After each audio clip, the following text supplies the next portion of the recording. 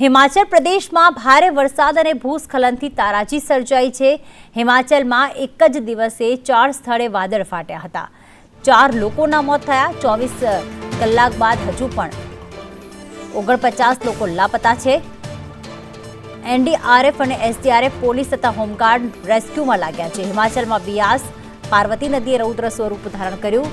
કુલુ, મણિકર્ણ, ભૂંતર, મનાલી, શિમલામાં ભારે તારાજી। 47 ઘર, 10 દુકાનો, 14 પુલ વહી ગયા।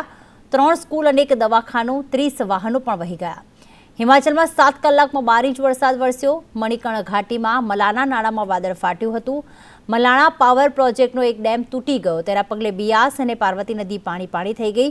નદીઓમાં આવેલા ભારે પાણીથી વિનાશ વેરાયો છે। કુલ્લુ પાસેના અનેક ગામોમાં પાણી ફરી વળ્યા છે। રસ્તાની લગોલગ પાણી આવી ગયા તો અનેક પુલ તણાયા। અનેક ઘરો પત્તાના મહેલની જેમ પાણીમાં ગરકાવ થઈ ગયા। એક જ દિવસમાં 4 સ્થળે આભ ફાટ્યું હતું, જેમાં બિયાસ નદીમાં ઘોડાપૂર આવ્યું છે। બંને કાંઠે વહેતી થઈ છે અને જેના કારણે અનેક લોકો પણ ફસાઈ ગયા હતા। આ પ્રચંડ સ્વરૂપના કારણે નદી કિનારે વસેલા જે લોકો હતા તે ક્યાંક એક બાદ એક ડૂબવા લાગ્યા હતા, ત્યારે તેમનું રેસ્ક્યુ કરીને તેમને આ પાણીમાંથી બહાર પણ કાઢવામાં આવ્યા હતા। હાલમાં એસડીઆરએફ છે, એનડીઆરએફ છે, હોમગાર્ડ્સની ટીમ છે કે જે લોકોને બચાવવામાં લાગી છે, લોકોનું રેસ્ક્યુ કરવામાં લાગી છે।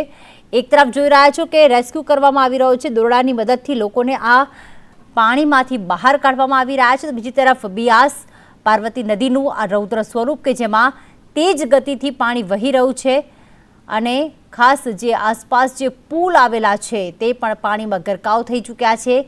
અત્યાર સુધી આ આખી દુર્ઘટનામાં 4 લોકોના મોત થઈ ગયા છે, 49 જેટલા લોકો લાપતા।